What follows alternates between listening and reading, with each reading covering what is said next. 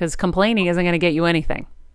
Yeah, and just be, I know it's a silly term, but be an investigative reporter. If you're feeling a certain way, I'm telling you, there's always my kids are 6 months, 11 and 13. And my 11 and 13-year-old, I say, focus on the fix. Like when something goes sideways with my kids, like, my son wants to focus on why it went wrong, who spilled the milk, whose fault is it, what it'll do. And I always like, hey, bro, I call him bro. I'm like, bro, we got to focus on the fix. And as simple as that sounds, in times like these, we have to focus on a new path. Because, listen, Humpty Dumpty is broke. We don't know if America or the world will ever go back to the way it used to. Mm-hmm. I'm not going to travel like I used to. I was on the road way too much. And now I have a new boy, and my daughter's going to be 14. I'm not going anywhere. I'm the Zoom king from this point forward. It's why we built that studio for Tony, and I built one here in my office. Like, my world has changed. So many other people. So know that it may never go back to the way it was. And the last 3 words that I've been using a lot lately, Maria, and they've really helped me, is in times like these, we need to take uncomfortable, imperfect, courageous action. Mm-mm. Because a lot of times we've gotten a hypnotic rhythm of our life, and we're not upset anymore. We're not nervous anymore. We're not uncomfortable anymore. We kind of just got it dialed. Get used to, get even excited about taking uncomfortable butterfly action, right?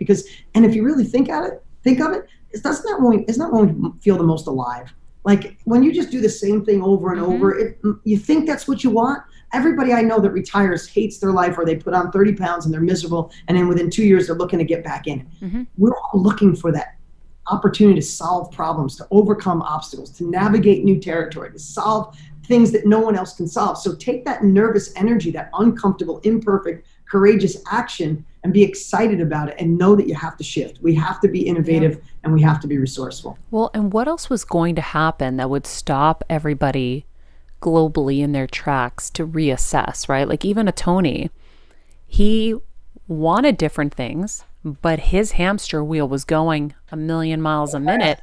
He wasn't able to jump off and to kind of look at things and assess it differently. He had to just keep feeding the beast, right? So this stopped him in his tracks. I was telling Kevin last night about something that's going on with him. I go, you were like the dog you couldn't put down. Like this is happening for you to reassess for the rest of your life. Like you can't keep going the way you were going. What got you to Egypt isn't going to get you to the promised land. You want to go to the promised land, right? He's like, yeah. And I go, okay, this is your time to just sit.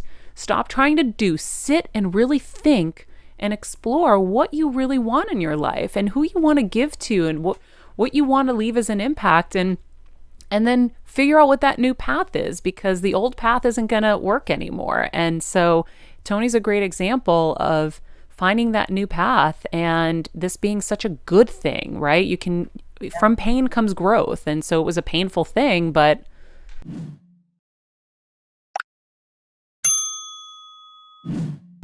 yeah, it's so funny. You and I are so aligned on that. I said, when we've been so busy, none of us have had a chance to really look at our lives. And what I see a lot of people saying, I don't want to go back to my old life. Mm-hmm. I just 18 years in a job that I realize is not me, or it doesn't serve me. It doesn't serve my family. I haven't been the husband, the wife, the father, the mother that I wanted to be. And if that's what the universe gave us, if that's the only thing you can hold on to, then hear that and see where can you go, right? The world is going to continue.